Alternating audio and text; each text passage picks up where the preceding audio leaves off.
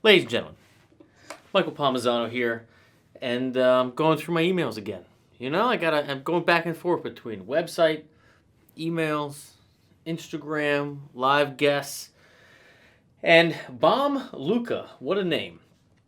Back on December 17th, after he saw that Jesse Johnson thing, he sends me this. He goes, "Side note, you may not have ever heard this version of I Can't Go For That with the OJs. He goes, Eddie just lets you have it. He just served the song to Daryl." I said, you know what? I learned this song a while ago, you know, when I was playing in the whole wedding corporate scene, and I just got this barn, and so I've actually been thinking a lot about Live from Daryl's House, like how can I have guests? Do I have a regular band? Do I invite bands over? Are people going to be doing this in COVID? Does it matter? You know, and so I just, you know what? It just, you caught me. You caught me in the right air today, right? So let's just do it. Wait. Let's jack it up here. I love it. I love that he time-stamped. Look at it. 42 minutes, but he's right on the tune. Let's jack it up. Full screen. Oh, total side note. I don't know his name, but he is a fantastic drummer. I'm sure that's going to be on display here. Right off the bat, just the feel on the hi-hat, the groove is immediately established. That little it makes it, I'm telling you, it establishes the entire tone.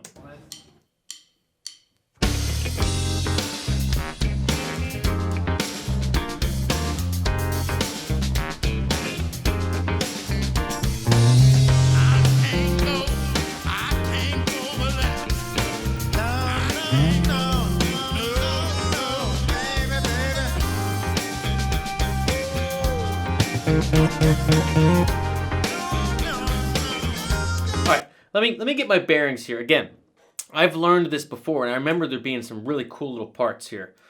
Just bear with me. If you're new to the channel, which I hope you're not, if you are, please subscribe and like and all those things. But we do start and stop. We try to figure out what makes the song what it is.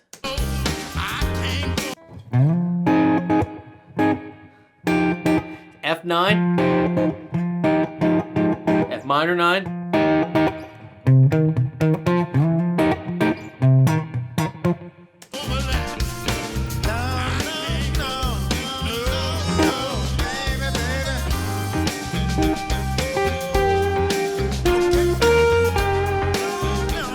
Okay, there's a cool thing that's happening here. It's certainly this, F in the bass, and then this little piece of E flat major, if you will. I know. But this.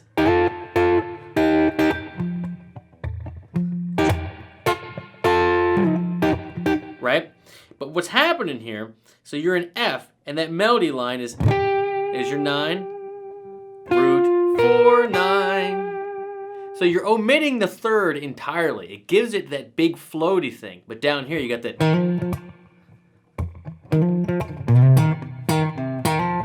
Right? So you got the flat 7 in there, but then it's distinctly a minor vibe to me. Check it.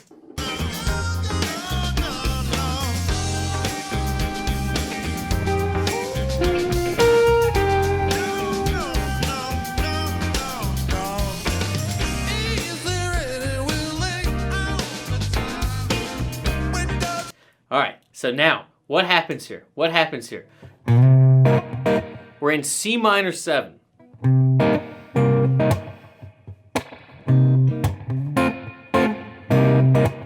Right?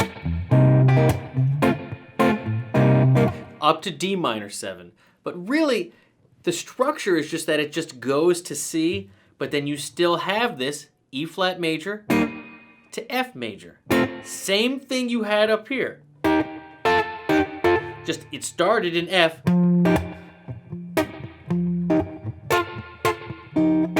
right? And then it just moves down to, right? Now you have C in the bass.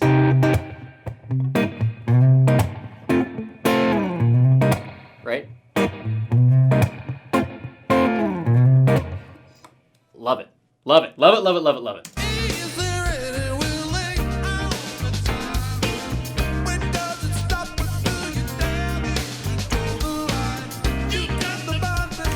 So there's a cool thing that happens there, right? So in an instant, right? It's these little tiny things that you're like, what was that? You know, like what happened was you have A flat major, B flat major, back up to C minor. So what do we have? What do we have? We have this part functioning as if you're borrowing from C Aeolian, C natural minor. This is flat 6 major, flat 7, and then 1 minor, right? So if you're speaking diatonically, this would be 4, 5, 6 in the key of E flat. But down here, what do you have? What do you have in the part that came before it? Sure, you still have the C minor 7, which is E flat major over C. But when it goes up to this, right, that F major triad, what do you have when you have two major triads a whole step apart? 4 and 5. So this is a E flat major, F major. So 5, 4, 1 in B flat. So we modulated here.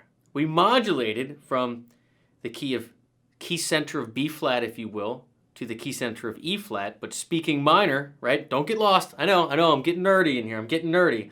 But the point is that this C here,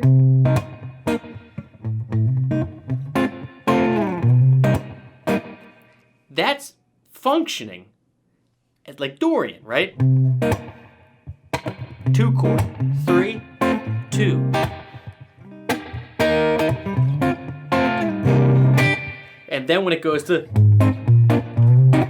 that's a little piece of Aeolian.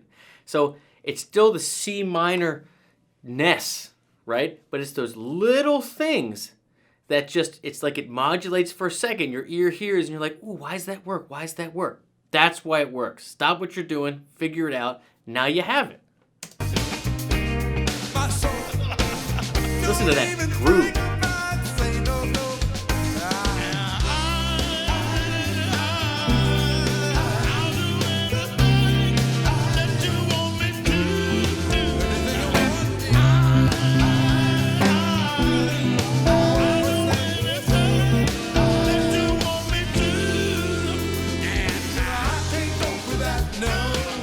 No, can't go for that. All right, so what happens in here? Again, another modulation. Now this walk down, you're wondering, okay, what's this walk down? You've seen me talk about this in a bunch of songs. This is, again, one of those things. When you hear it, you're like, oh, that is something so cool. I've heard it before. I've never figured out what it is. Stop what you're doing. Figure out what it is. We've modulated now to C major. We were in a C minor tonality, whether we were focusing on F minor 9, right, or C minor 7, we're minor. Then all of a sudden it's and the vocals hitting that E, which is the third of the E chord or the C chord, and then so you get into C major now. So we're modulating parallel majors and minors. Before it was different minors, right? C Dorian and C Aeolian. Now it's C major, right? C Ionian. So major, and then we're walking the root down while we're keeping C in the bass. We're walking the higher octave down, 1/2 step at a time. Root, major 7, dominant 7, all the way down to this note, which is the major 6, which is what? The 6 is your 4. It's the third of your 4 chord. F major 7. Sorry, I'm a little out of tune. What you gonna do? And so this, so you're going from C major, walking down C major 7, C dominant 7, down to F major 7. So what's the key? You're pedaling off E, the melody the whole time, the singing, that right? That's there. And this keeps going down. And you hear the unison when you achieve that, right? And that's the F. And again, we went to C major to F major 7. When we came from C minor 7 to F, from F minor 9. Very, very cool. It tricks the ear. It tricks the ear because your root notes, right? You still have C and F. Your root notes really haven't changed. And you're like, well, what is that? What's that happening? The thirds, right? The difference between major and minor is not the root, it's not the fifth, it's the third. Remember, we're always third hunting here. But that little move, that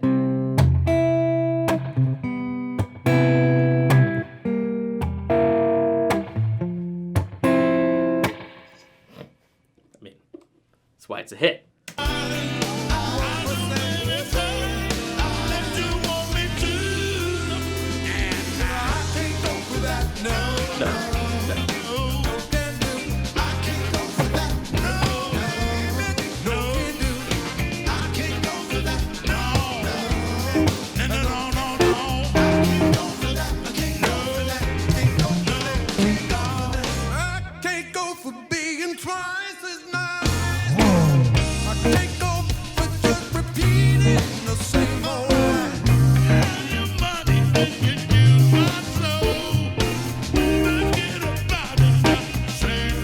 So good.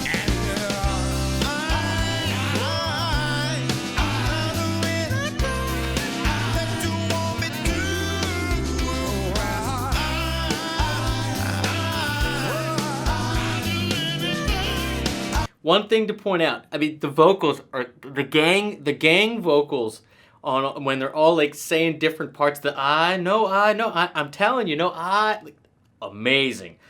But just little things. If you watch the guitar player, he's doing it with the harmonies too, which is killer. He's not playing any of the roots. He's just doing this little, right? He's staying out of the bass and the keys way. Again, it's these little things in arrangements that don't muddy the waters. And so whenever I see it, I mean, Daryl has the best. Certainly the best band that does a show like this. I mean, but they're always so well arranged. They always sound fantastic. And this is one of the little things that you can do as a guitar player when you're in big bands, and it's stick to the notes that create the function. You know, you don't always have to get the root or the fifth, you know? You can just stick to what makes the function do what it's supposed to do. Why was it in there? Why was it written, right? And if you stick to that and you do it in different zones than other people are doing it, you get the whole broad landscape, the sonic landscape. You don't just get everybody squeezing the changes through the fire hose, you know?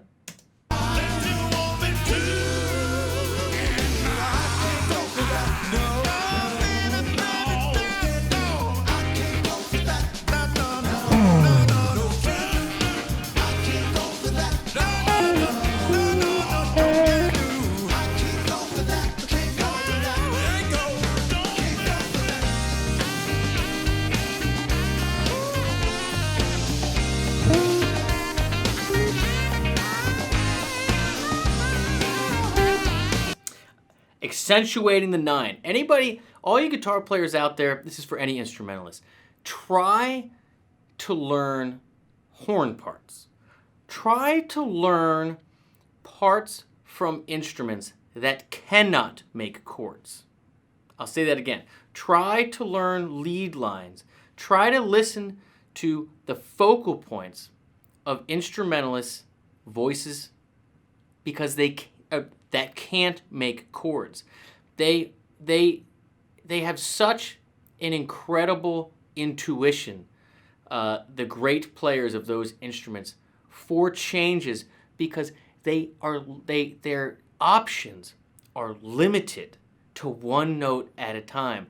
So they have to say, with whatever color, whatever brush they're trying to paint, they got to do it one note at a time. And so it has to be poignant and on purpose. So like, check this out.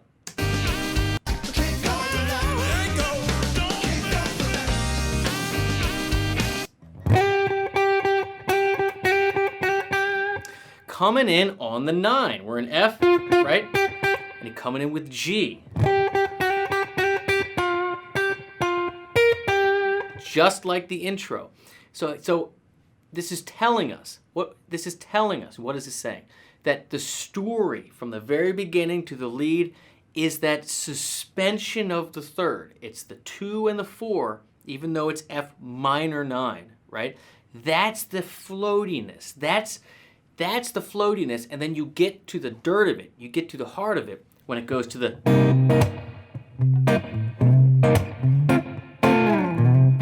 Right? That's when you're plugging in straight to the third. This is the floaty time. You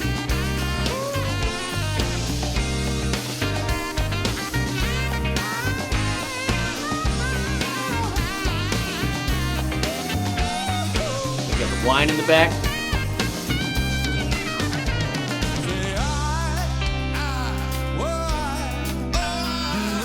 Look how happy they are.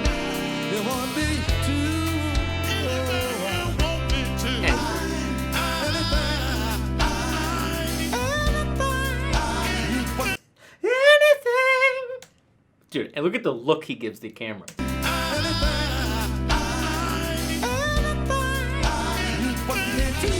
Yeah, he's like, take it.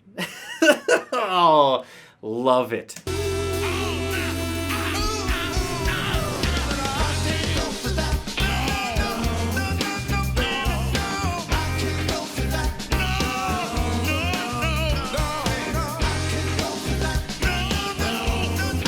Listen to that groove. He is holding the beat down.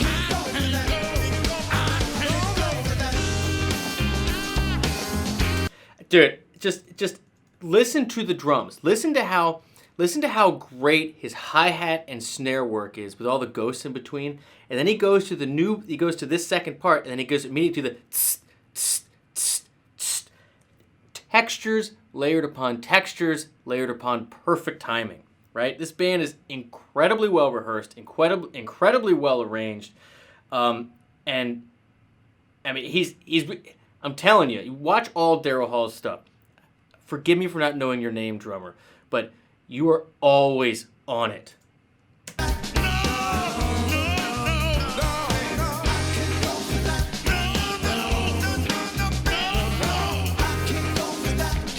Little hi-hat grab, listen to it.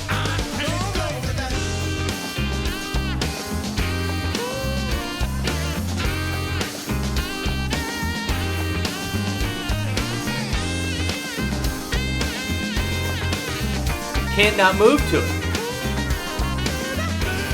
Yeah. Look at that face. Dude.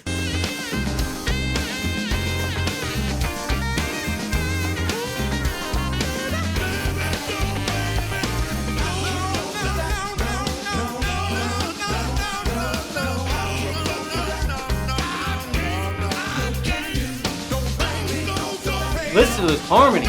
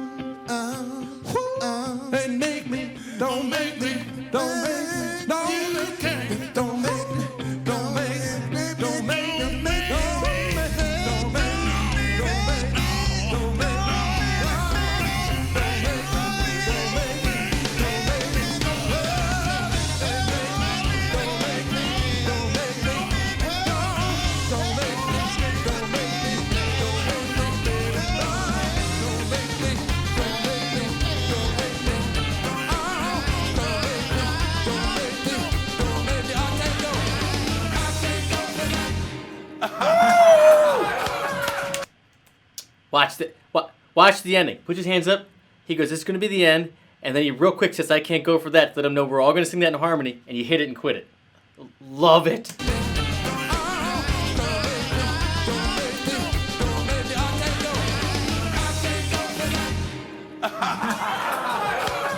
I got nothing to say, man. That was the OJs. Come on. Yeah. I had somebody steal. Dude, oh, I'm love the OJs, love that track, love Daryl, love that whole series live from Daryl House. There's so many great things to learn from that live performance, and that tune. The groove, unstoppable. You've heard me say it so many times. You're only as good as your drummer. That's why he's Daryl's drummer. The dude, I'm telling you, every genre, every guest, dude is slamming. It's ridiculous I don't know his name.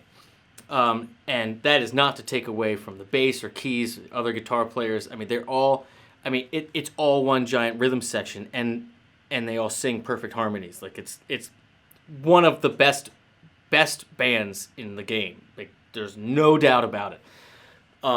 That song, the song is such, there's so many great songwriting elements that you can take from that song. Mixing relative majors and minors, parallel minors and majors, so modulating from C Dorian to C major. That walk down, that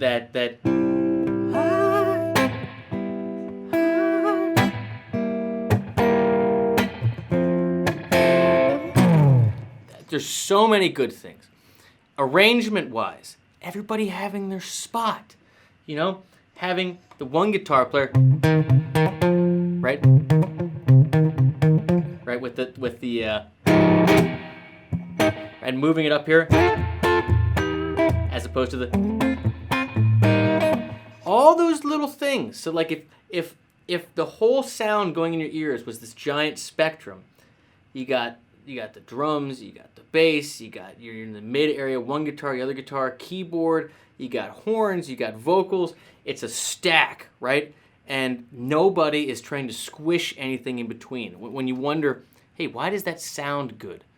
That's really what you're talking about. That's the sound good. It's the whole full zone, right, of music, right? Where everybody's tone is right and it's in the right spot, and they're playing in the right sonic part of the whole mix. It's everything. And lastly, again, I know I didn't learn it note for note because I feel like my camera's about to shut off. I was feeling pressed for time, but there were only horn solos. Everybody should work on learning vocal melodies and horn solos because they can only do one note at a time. And so when you really nail the changes, you realize it always comes down to one note. One note that can connect them. One phrase based of one note at a time. And those singular things are the things that really get stuck in people's ear because they're simple, right? They're powerful in their simplicity. So that's it. I'm going to leave it there, gentlemen. I love you. Please like, please subscribe, please share, please tell your friends. And if you want to go the extra step and you like to support this channel, you're looking for an online learning resource, I'd invite you to click the first link in the description. Join me and so many others over at my custom website, guitargate.com. You got all my courses, all my lessons. You get primary React requests. It supports the free stuff here on YouTube, but mostly it is a super engaged version of what we get on YouTube, a community of people who are posting videos, learning, and motivating and inspiring everybody to each other to pick up the guitar every day and keep it in your hands. So I hope to see you over there, and I'll see you in the next video. Cheers. What a hot take.